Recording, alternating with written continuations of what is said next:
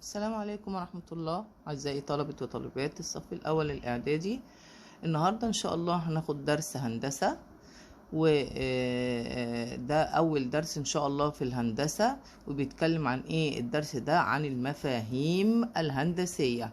المفاهيم الهندسية. تمام. احنا طبعا كبرنا كده ودخلنا في مرحلة إعدادية، فعايزين نعرف حبة حاجات في الهندسة اللي بيها تأهلنا ان احنا نخش على إعدادية ان شاء الله واحنا فاهمين يعني ايه هندسة. تمام. اول حاجة عندنا القطعة المستقيمة. يعني ايه قطعة مستقيمة؟ يعني قطعة عبارة عن مجموعة من النقط المكونة من نقطتين مختلفتين، ماشي، وجميع النقط دي الواقعة بينها عند توصيل النقطتين باستخدام المسطرة. تمام. جميع النقط الواقعة بينها، يعني ايه؟ ادي نقطتين هم. تمام. ادي نقطتين والنقط كلها اللي واصلة بينها هي ايه؟ وقع على هذه القطعة. يبقى دي اسمها قطعة مستقيمة. لها اسم؟ ايوه لها اسم، ألف ب، وبنحط عليها قطعة مستقيمة كده. تمام. يبقى دي كده ألف وكده ب. يبقى القطعة المستقيمة هي قطعة محصورة بين نقطتين عليها جميع النقط اللي أنا عايزة أحطها، هتلاقيها إيه؟ وقع على هذه القطعة المستقيمة. أما يقول لي ارسم مثلا القطعة المستقيمة ألف ب 3 سنتي، اروح جايبه بالمسطره كده واعمل نقطه ابدا بيها واقيس 3 سنتي واروح ايه موصله النقطه دي لحد ما وصلت يديني كده 3 سنتي، بقت النقطه الف ب او المستقيم الف ب. ايه تاني عايزين نعرفه؟ عندنا الخط المستقيم. يعني ايه خط مستقيم؟ يعني جميع النقط اللي هي واقعة عليه ممتدة من جهتين بلا حدود. تمام. خط المستقيم هو عبارة عن قطعة مستقيمة، ادي قطعة مستقيمة بس ممتدة ايه؟ بلا حدود. ادي كده اسمه خط مستقيم. يبقى لما يديني خط مستقيم ليه رمز؟ ايوه ليه رمز، اسمه ايه؟ ألف ب، وبنحط كده عليه سهم ليه اتجاهين من ايه؟ من الناحيتين. تمام. عندنا الشعاع. يعني ايه شعاع؟ الشعاع ده هو عبارة عن قطعة مستقيمة برضو لها بداية وليس لها نهاية. يبقى الشعاع هو قطعة مستقيمة لها بداية وليس لها ايه؟ نهاية. ادي بدايته وايه؟ واحنا ايه؟ ملهوش اي نهاية. ليه رمز؟ ايوه ليه رمز. يبقى الف ب، هنيجي من الف كده ونطلع ايه؟ بالسهم. طب الشعاع ب ألف، يبقى لازم أبدأ بب وطالع الألف ب النقطة البداية وإيه؟ وألف ليس لها نهاية. تمام كده؟ تمام. طيب في إيه تاني ممكن نعرفه؟ بنقول الإيه؟ الزاوية. الزاوية هي عبارة عن إيه؟ الزاوية هي عبارة عن اتحاد شعاعين لهما نفس نقطة البداية، وتسمى هذه النقطة رأس الزاوية، ويسمى الشعاعين ضلعين للزاوية. يبقى هي اتحاد شعاعين. يبقى احنا عندنا هنا دلوقتي عندنا ايه؟ شعاعين لهما نفس البداية. تمام. وايه؟ والبداية دي تسمى ايه؟ وتسمى هذه النقطة رأس الايه؟ رأس الزاوية. الشعاعين دول اسمهم ايه؟ والشعاعين ضلعي الزاوية. يعني ايه الكلام ده؟ هو يعني ادي كده ايه؟ ادي نقطة وهطلع بيها بشعاعين، ادي شعاع وادي ايه؟ شعاع تاني. تمام كده. دي اسمها رأس الايه؟ الزاوية. دي اسمها ايه؟ رأس الزاوية. يبقى دي اسمها رأس الزاوية. تمام كده. وايه؟ دي نقطة بداية وايه؟ والشعاع ادي شعاع طالع ودي شعاع طالع، يبقى الزاوية ألف ب ج. بكتبها كده زاوية ألف ب ج. تمام كده. فين رأس الزاوية؟ اللي هي ب. تمام. تمام. طيب الزاوية تقسم المستوى الذي تقع فيه إلى 3 مجموعات من النقط. ان الزاوية دي بتقسم المستوى اللي هي واقعة فيه ل3 مجموعات، مجموعة بتقع داخل الزاوية، ومجموعة بتقع ايه على الزاوية، ومجموعة بتقع خارج الزاوية. يعني لو قلنا مثلا عين، هنلاقي عين تقع ايه داخل الزاوية. تمام. طب النقطة ه خارج الزاوية. طب النقطة عين، النقطة عين بتقع ايه النقطة لام، اسفة عشان احنا عندنا عين قبل كده خدناها. النقطة لام، النقطة لام دي بتقع ايه على الزاوية، يبقى لام تقع على الايه الزاوية. تمام كده؟ تمام. طيب عايزين نقول قياس الزاوية. الزاوية دي عبارة عن ايه؟ عن 3 انواع.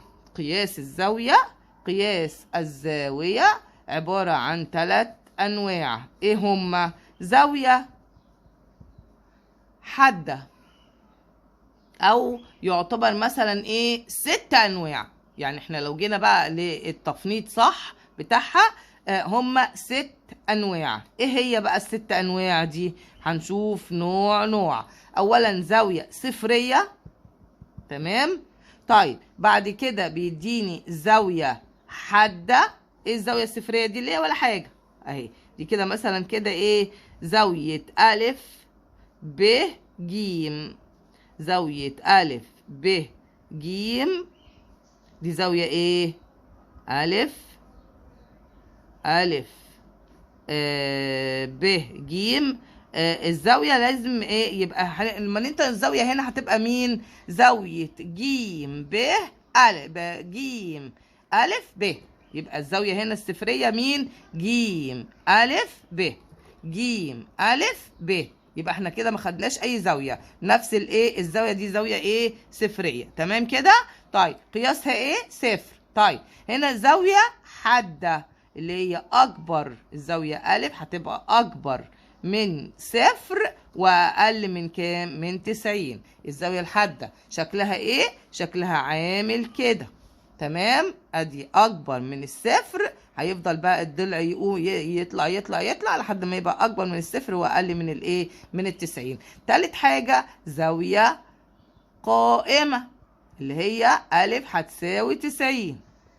تمام. طب زاوية منفرجة أكتر من 90 يبقى هي زاوية إيه؟ منفرجة. طب 91 زاوية منفرجة، 92 زاوية منفرجة. تمام. طب أقل من 90 زاوية حادة. تمام كده؟ تمام. طيب عندنا زاوية مستقيمة اللي هي كام؟ ألف بتساوي 180 درجة. يبقى الزاوية المستقيمة هتساوي عندنا كام؟ 180 درجة. هتبقى هنا ألف ب جيم. زاوية ايه؟ زاوية ألف ب جيم. زاوية ألف ب عندنا قد ايه هنا؟ 180 درجة. وبعدين زاوية منعكسة. زاوية منعكسة اللي هي أكبر، ألف هتبقى أكبر من كام؟ من 180. 185 زاوية منعكسة، 181 زاوية منعكسة. تمام كده؟ تمام. ماشي؟ طيب ايه تاني عندنا؟ عايزين السؤال هنا بيجي ازاي؟ اما يجي السؤال هنا ازاي نعمله؟ ازاي نعمله دوت هنشوف مع بعض ان شاء الله.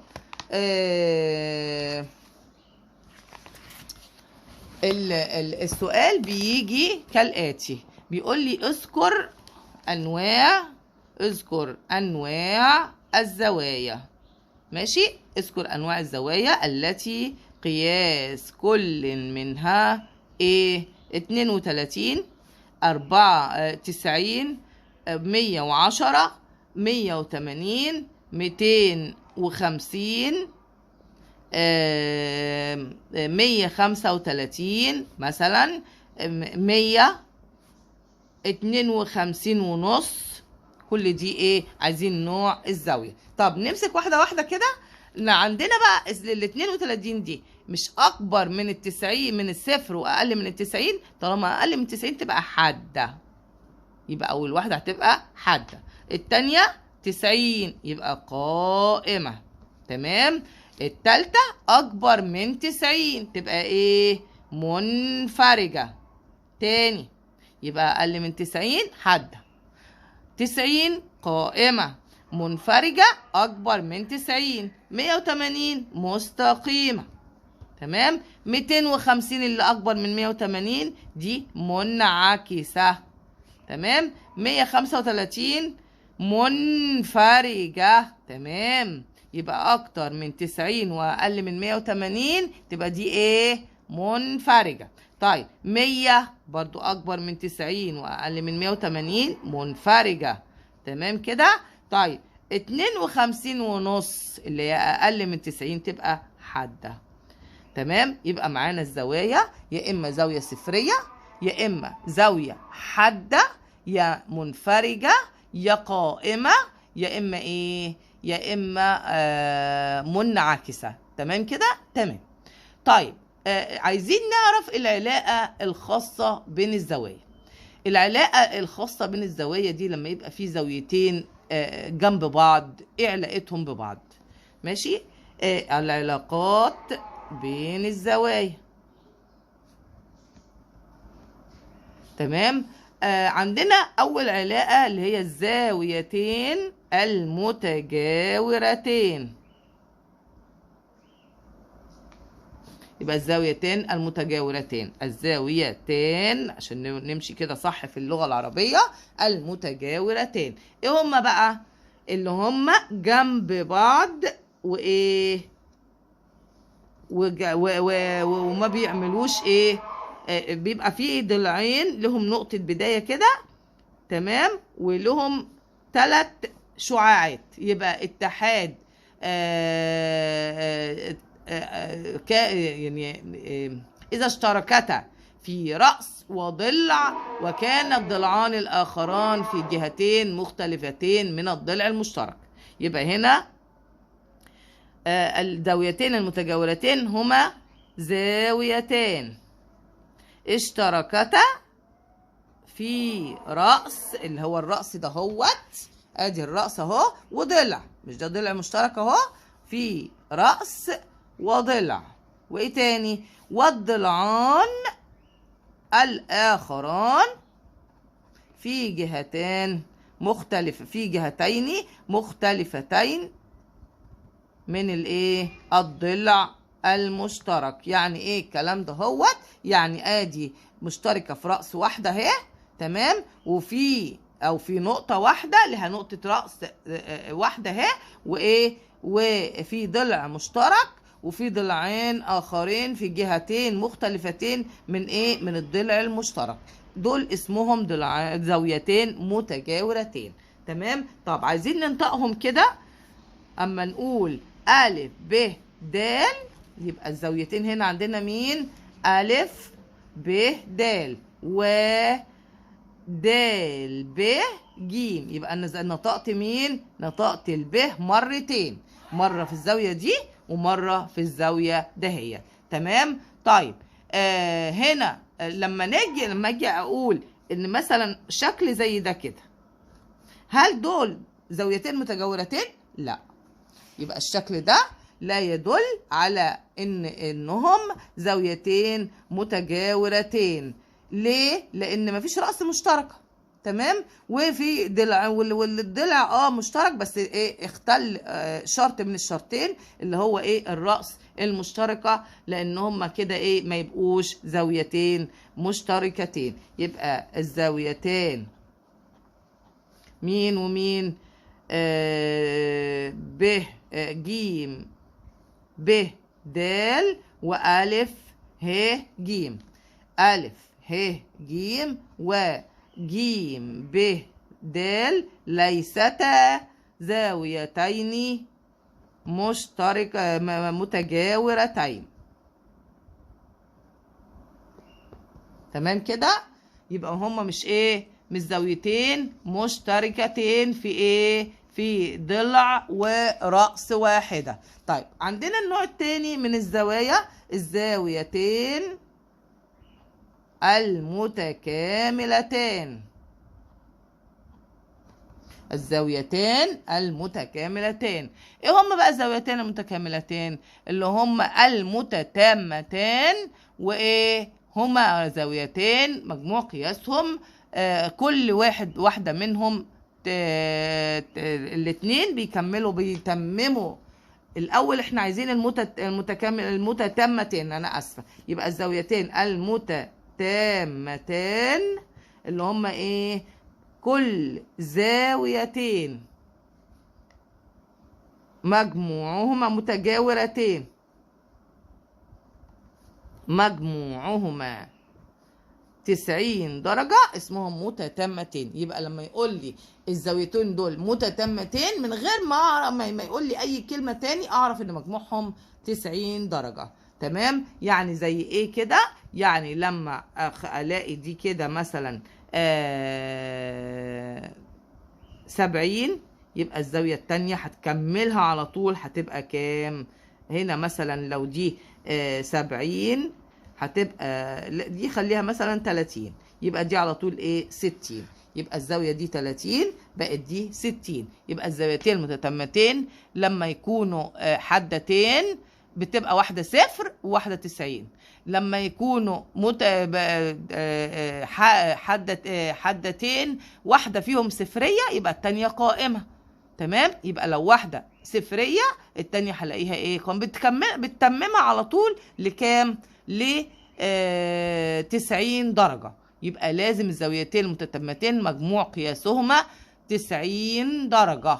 يبقى زاوية بتبقى 30 يبقى التانية على طول ايه؟ 60. واحدة 70 يبقى التانية 20. واحدة 50 يبقى التانية 40. تمام؟ طيب الزاويتين المتكاملتان، الزاوية يبقى تالت نوع عندنا الزاويتان المتكاملتان.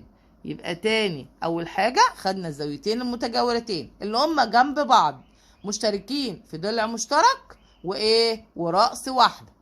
تاني حاجة في زاويتين متتامتين ممكن يكونوا متجاورتين ممكن لأ، يعني مش شرط إن هما إيه؟ يكونوا متجاورتين. تمام؟ طيب مجموعهم ايه المتتامتين دول؟ يبقى اول ما يقول لي متتامتين يبقى اعرف على طول ان مجموعهم 90 درجة. طيب الزاويتين المتكاملتين اللي هم ايه؟ الزاويتان المتكاملتان هما ايه؟ هما مجموعهما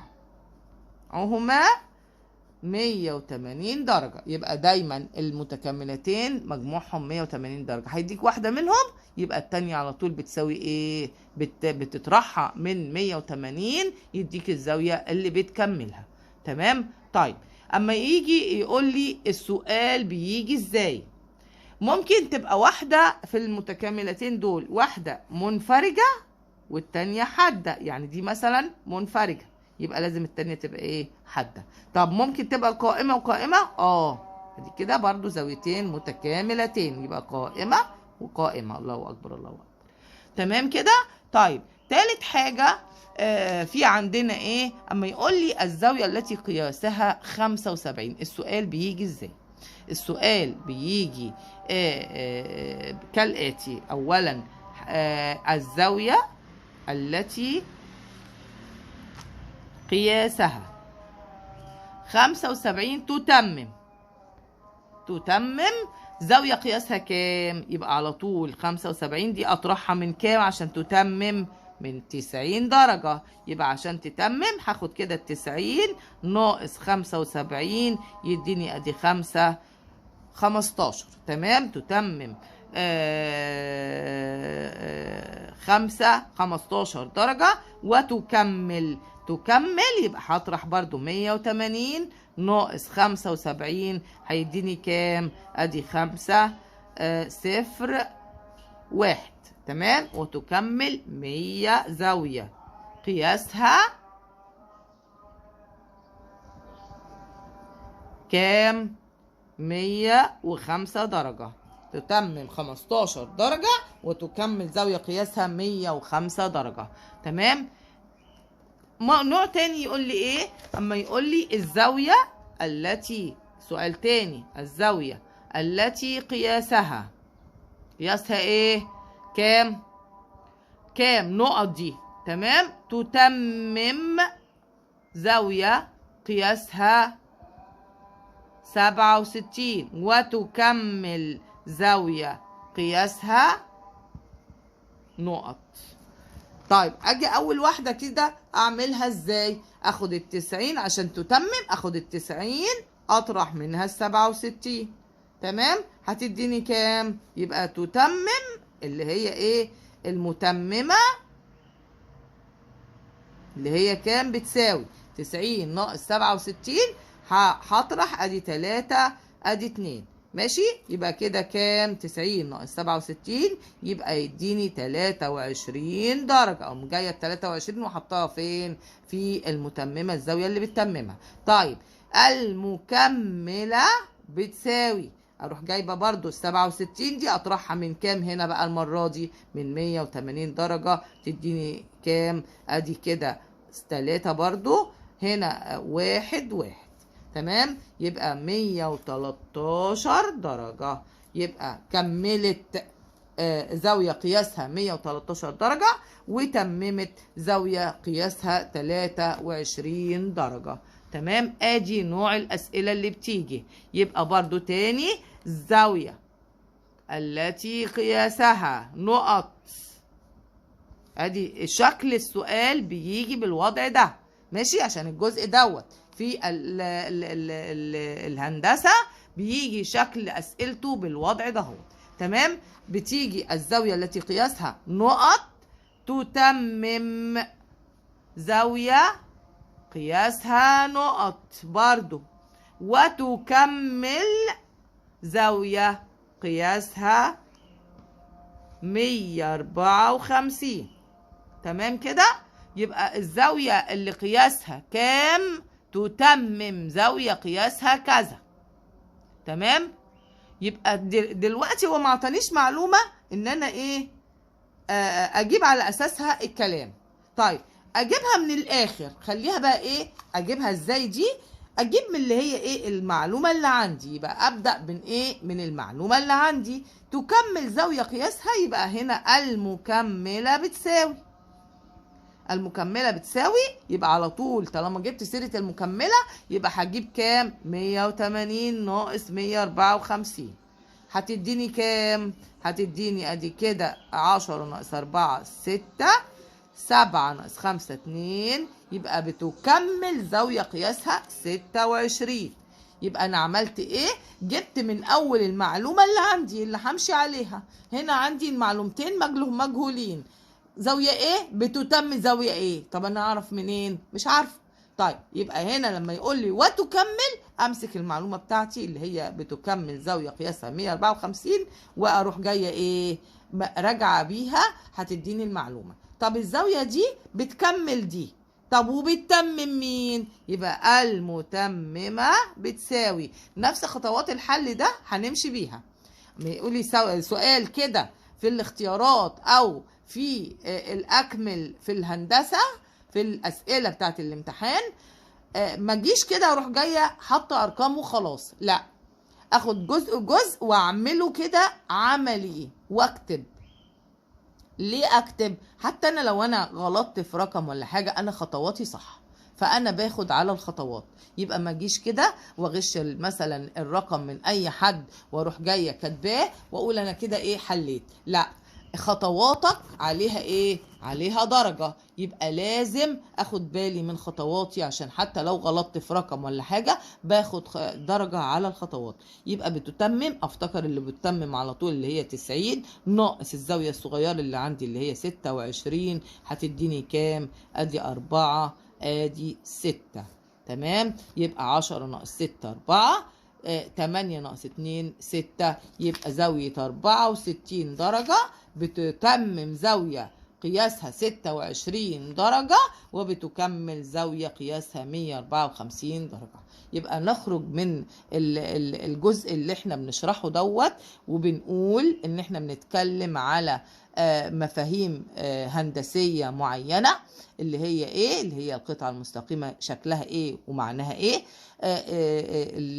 الشعاع المستقيم شكله ايه وتعريفه ايه، تالت حاجة اللي هو الزاوية. يعني ايه زاوية؟ يعني ضلعين بيجمعهم رأس واحدة.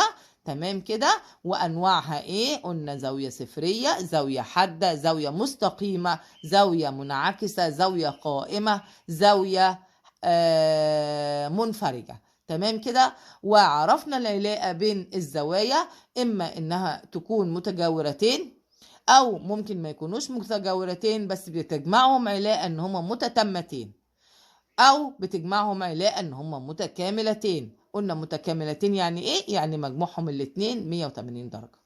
طيب متتمتين يعني إيه؟ يعني مجموعهم الاتنين 90 درجة. أعطاني واحدة منهم بطرحها من الزاوية 90 يديني المتممة، أطرحها من 180 تديني المكملة. عرفنا الشكل وعرفنا الأسئلة بتيجي إزاي. عندنا حاجة تانية بيقول لي الزاويتين المتجاورتين المتكاملتين، يبقى حددهم لي إن هم لازم يكونوا إيه؟ متجاورتين. يبقى لما يقول لي الزاويتان المتجاورتان المتكاملتان نوعهم ايه دول؟ زاويتين متجاورتين حادثتين من تقاطع مستقيم وشعاع. يبقى لازم يبقى عندي مستقيم وشعاع. تمام كده. نقطة بدايته تقع على هذا المستقيم، تكونان متكاملتين. يبقى الزاويتين المتجاورتين الحادثتين من تقاطع مستقيم. ادي مستقيم، ده مش خط مستقيم دوت اهو، ده خط مستقيم. ادي الف ب. تمام. وايه تاني؟ وشعاع. شعاع النقطة بدايته وقع على هذا المستقيم. هتيجي كده بقى، تيجي كده، تيجي كده، المهم ان هي ايه؟ وقع على هذا المستقيم. ادي ده شعاع ودي نقطة بدايته. تمام. الزاوية دي بتكمل الزاوية دي. علاقتهم ايه ببعض؟ ان هما متكاملتين ومتجاورتين. متكاملتين ومتجاورتين. لو عطاني دهيت مثلا ب120، يبقى المكملة بتساوي الزاوية التانية اللي جنبها بتساوي ايه؟ بتساوي، قلنا اول ما اجيب سيرة المكملة، انا بعيد وازيد يا جماعة في الكلام ده هوت علشان الكلام يثبت في دماغكم، وبكتر الأسئلة إن شاء الله وبكتر الحل حتى المعلومة هتثبت أكتر وأكتر، وتخش الامتحان لا في رهبة ولا في خوف ولا في أي حاجة، وهيبقى إن شاء الله كلكم ثقة في الله أولا وأخيرا، ثم في مجهودكم إن ربنا مش هيضيع تعب حد. تمام. طيب يبقى المكملة أروح جايبة كده، أول ما أجيب سيرة المكملة أعرف إن 180 ناقص ايه؟ 120 يديني كام؟ 60 درجة. وعلى هذا الوضع بقى بنمشي اي زاوية مكملة نجيبها لزاوية اخرى. تمام. طيب بيجي ازاي السؤال بيجي ازاي؟ اما يقول لي اذا كانت ميم بتنتمي لايه؟ لألف ب. اذا كانت ميم تنتمي الى الشعاع ألف ب، يبقى ميم تنتمي بتتعمل كده لألف ب. فأوجد قياس الزاوية المشار إليها، ماشي، بالعلامة الاستفهام ده. طيب أول شكل عندي هما 3 أشكال. إيه هما؟ أول شكل عندي آدي المستقيم اللي هو ألف ب، وعندي ميم في النص هنا وايه وطالعه بالشعاع دهوت. عندي دي 50. ادي كده زاويه د اللي وقع على الشعاع.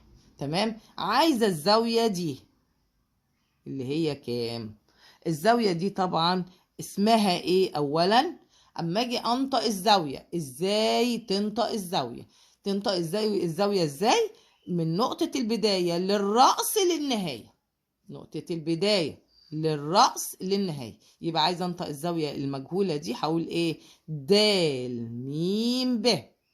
زاوية د م ب بتساوي الشكل ده. طالما شكل مستقيم كده وزاوية مستقيمة كده، يبقى على طول اعرف ان هي مجموعهم من الاتنين متجاورتين مجموعهم كام؟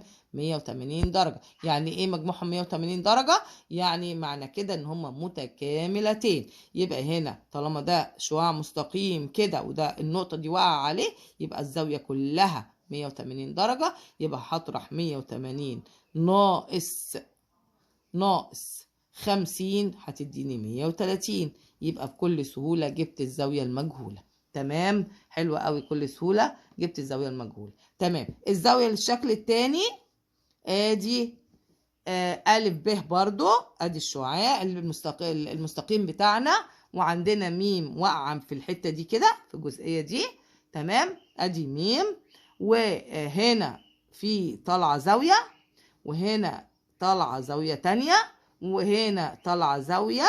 تمام، عطينا الزاوية دي والزاوية دي، يبقى دي 35 ودي 110، وعايز الزاوية المجهولة اللي هي دي. طب مين هينطق لي الزاوية دهيت؟ يلا، ألف بنبدأ بالبداية، بداية الشعاع اهوت. ماشي، ألف للرأس، ميم جيم، يبقى زاوية ألف ميم جيم بتساوي ايه؟ احنا عارفين ان كل دي المستقيمة دي زاوية مستقيمة مجموعها 180 درجة. يبقى هقول 180 ناقص افتح قوس. طب ليه فتحت قوس؟ عشان الحتة اللي فاضلة مقسومة حتتين، حتة 35 وحتة 110. يبقى هكتب كده 35 زائد 110، وهقول بتساوي دي ودي، يعني 5 4 1. اطرح دي من دي، كل ده طبعا هتحطه على الآلة هيدي لك ايه، بس احنا طبعا عشان كتر الرياضة وحلها فاحنا بنحل بدماغنا وما بنعتمدش على الآلة اعتماد كلي يعني. تمام، يبقى هنا ادي 5، ادي كده 3، يبقى الزاوية دي 5 برضو و30 درجة. تمام، يبقى هنا عشان اجيب الزاوية اللي فاضلة واعطيني زاوية متجزأة كذا جزء، فبعمل ايه؟ بقول 180 ناقص افتح قوس والم كل الاجزاء اللي عندي، اعطيني 3 4 اجزاء احطهم، دي زائد دي زائد دي زائد دي. تمام، يبقى الزاويه اللي فاضله هي ايه؟ 180 ناقص 145 اللي هو مجموع الزاويتين التانيين يديني 35 درجه. الشكل الثالث برضو هنا عندنا قطع شعاع او خط مستقيم، انا اسفه، ده خط مستقيم وده ايه؟ ادي زاوية. تمام، وادي زاوية دي طبعا دي ايه؟ قائمة، وادي الزاوية التانية مقسومة. تمام، يبقى دي زاوية مقسومة ودي ايه؟ 45 درجة. يبقى الزاوية دي عليها علامة الاستفهام اهي، ودي 45 درجة. طب احنا ممكن نجيب نحط الرموز، ادي دي كده ألف ودي ب ودي ميم وهنا جيم، ده برضو شعاع وده شعاع ودي دال. طب انا عايزه انطق الزاويه اللي هو عايزها، يلا بينا كده. بدايه رأس نهايه، بدايه رأس نهايه، جيم ميم دال، يبقى زاوية جيم ميم دال. ممكن الزاوية دي نجيبها بطريقتين. ايه هي الطريقتين؟ اولا الزاوية المستقيمة عبارة عن زاويتين قائمتين. لو قلنا زاويتين قائمتين، ادي قائمة يبقى التانية قائمة زيها، يبقى هجيب التانية كده اللي هي القائمة التانية دي كلها دي قائمة، هاخد 90 ناقص 45 هتديني كام؟ 45 درجة. دي طريقة.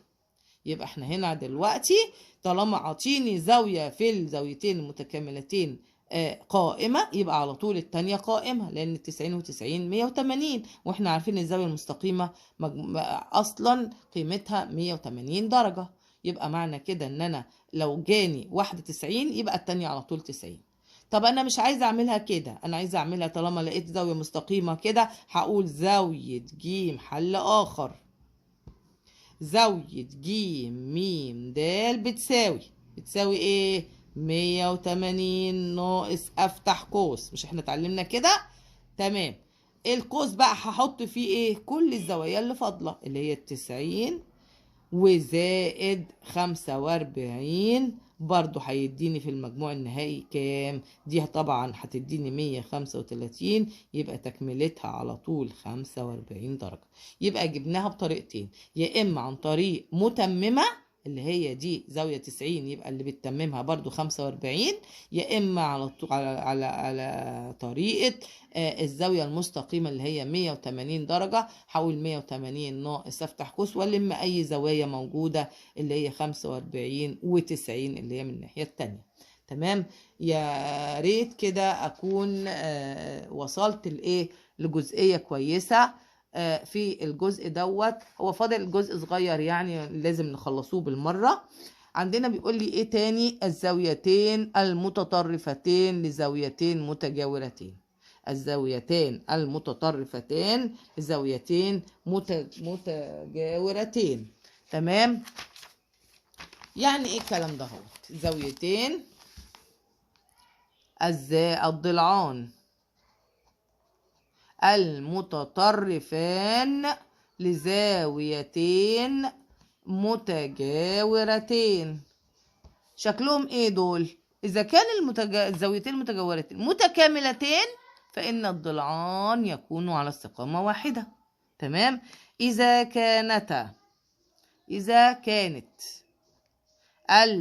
الزاويتان المتجاورتان مالهم؟ متكاملتان او متكاملتين. تمام. ما هو في كانت. تمام. فإن ضلعيهما مالهم؟ المتطرفين بيكونان على استقامة واحدة. يعني ايه الكلام ده؟ هو يبقى عندنا الزاويتين دول متجاورتين، يبقى انا على طول اول ما يقول لي متجاورتين هرسم دي كده مستقيم كده وكده على استقامة واحدة. ادي مستقيم يبقى ده اكيد على استقامة واحدة. تمام. طيب الزاويتين المتجاورتين ادي زاوية وادي زاوية. طالما قال لي ان هما متكاملتين يبقى على طول الضلعين دول على استقامة واحدة. طب ما قاليش ان هما متكاملتين وجبت مجموعهم لقيتهم 180 درجة، يبقى على طول المستقيم او الشعاعين دول على استقامة واحدة، او الضلعين المتطرفين دول على استقامة واحدة. طبعا الكلام ده مش مفهوم. طب بيجي ازاي؟ بيقول لي اذكر هل جيم ألف، هنا مثلا ده جيم ألف وهنا جيم ب. اذكر. السؤال بقى بيجي ازاي؟ اذكر هل جيم ألف وجيم ب على استقامة واحدة أم لا، ولماذا؟ تمام. طيب على استقامة واحدة يبقى لازم الزاويتين بيبقوا 180 درجة. طيب طلع مجموعهم مش 180 درجة، يبقى الضلعين دول على استقامة واحدة؟ لا طبعا مش على استقامة واحدة. طيب نشوف كده ازاي. لو قلنا دي كده اهي ماشي، ودي 55 ودي 100، هو جايب لي الزوايا اهو 125. حاجة اجاوب ازاي؟ هقول بما ان هنا طبعا ده جيم الف وجيم ب، ادي نقطة الف ونقطة ب ودي نقطة د. تمام. طيب هل جيم الف وجيم ب على استقامة واحدة؟ هنشوف هنا. بما ان هكتب كده الاجابة اعملها ازاي؟ هقول بما ان زاوية، عايز انطق الزاوية الصغيرة دي انطقها ازاي؟ بداية رأس نهاية. ادي الف جيم د، يبقى زاوية ألف جيم د زائد زاوية د جيم ب، بداية رأس نهاية. تمام.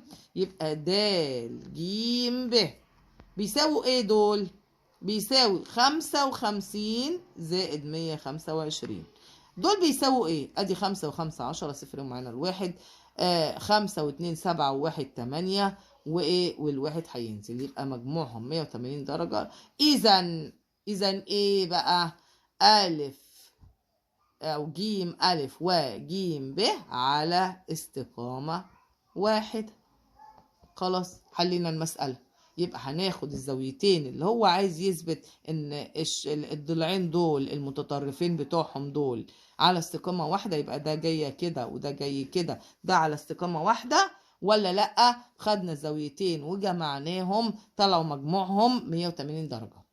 ماشي، مش بفتي ولا بعمل اي حاجة، انا بجمع عادي واطلع الرقم. تمام. طيب الجزء التاني او المسألة التانية بتقول لي اذا كان برضو الزاوية دي هو بيديني شكل كده معين، وادي طالع منها كذا فرع كده. تمام.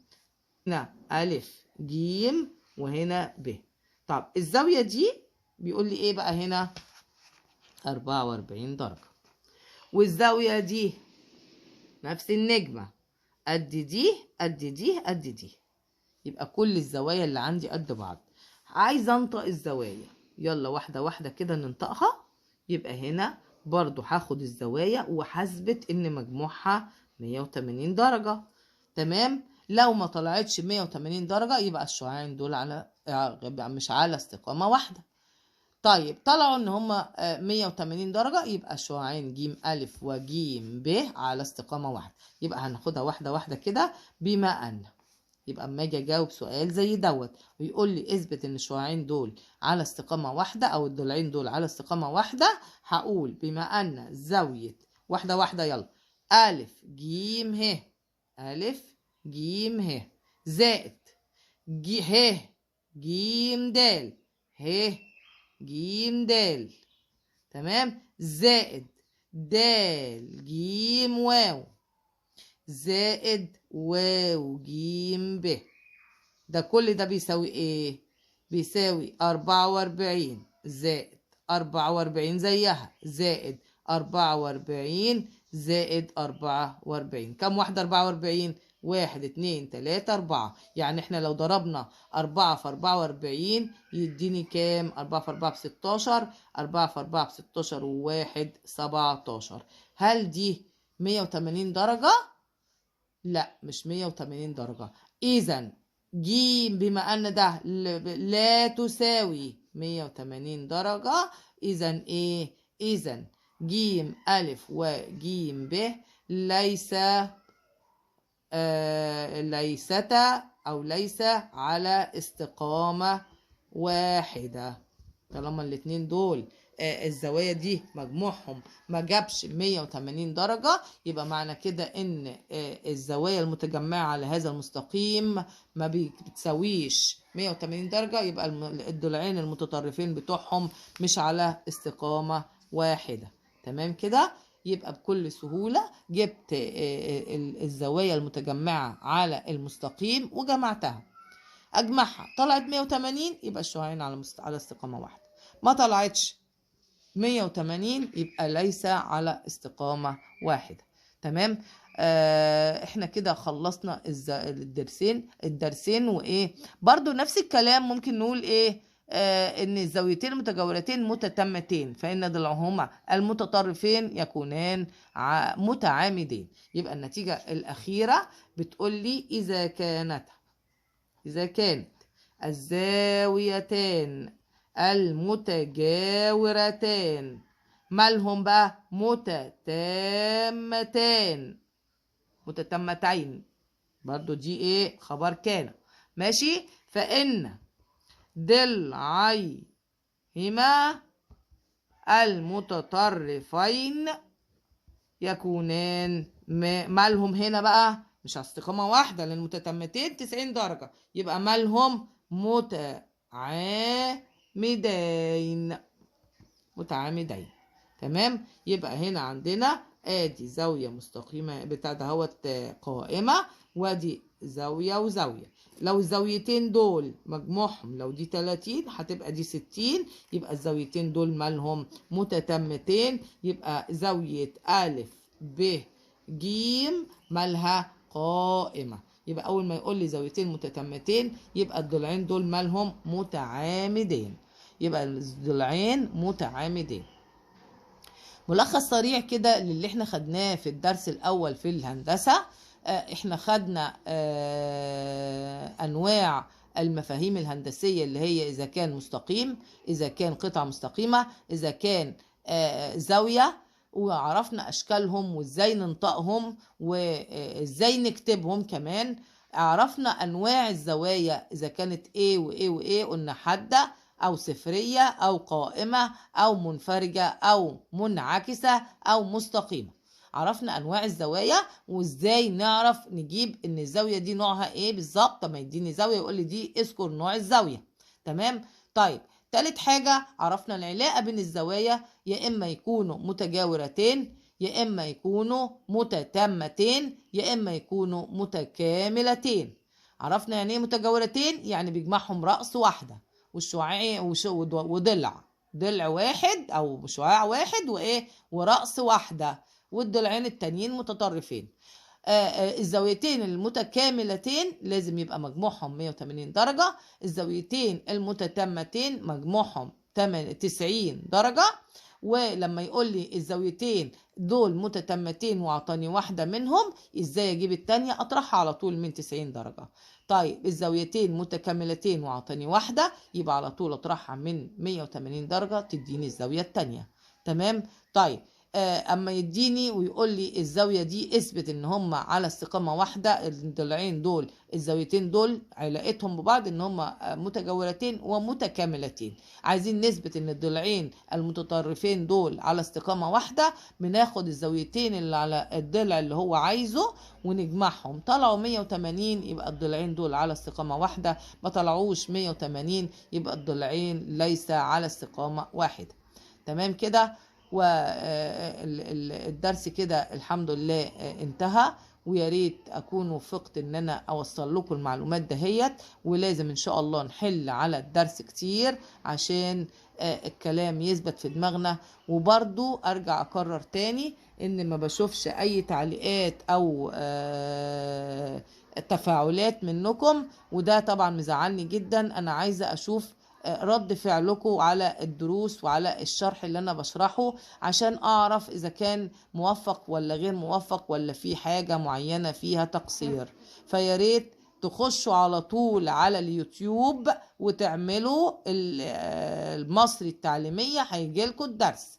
تمام. ما تخشوش شوفوا الاعلان على الفيس وخشوا على اليوتيوب من اليوتيوب. يعني اول ما تلاقوا اعلان ما تضغطوش عليها، دي بتدخلكوا على طول على اليوتيوب، فمش هتعرفوا تكتبوا تعليق. تاني يا جماعة، اما تلاقوا اعلان، انا بعمل اعلان عليه على الفيديو اللي انا بنزله على الفيس، فانتوا لما تلاقوا الفيس ما تدوسوش على الصورة، لان دوت هيدخلكوا على اليوتيوب. لا، عرفت ان في فيديو، ادخل على طول على اليوتيوب اكتب المصري التعليمية هتلاقي الصورة موجودة. تمام.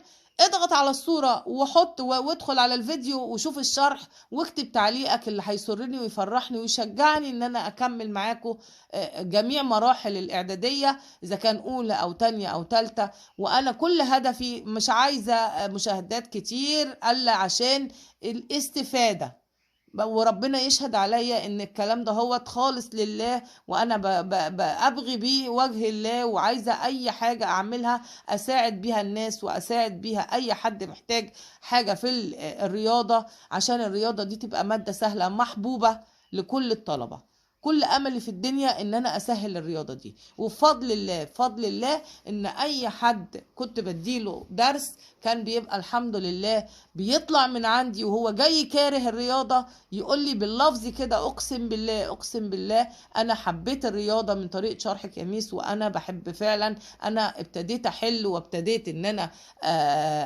اتحسن فيها بفضل الله اولا ثم طريقة شرحك. فأنا نفسي أسمع الكلام ده هو من تعليقاتكم الجميلة، وأتشجع وأتحفز أكتر وأكتر وأديكم كل طاقتي.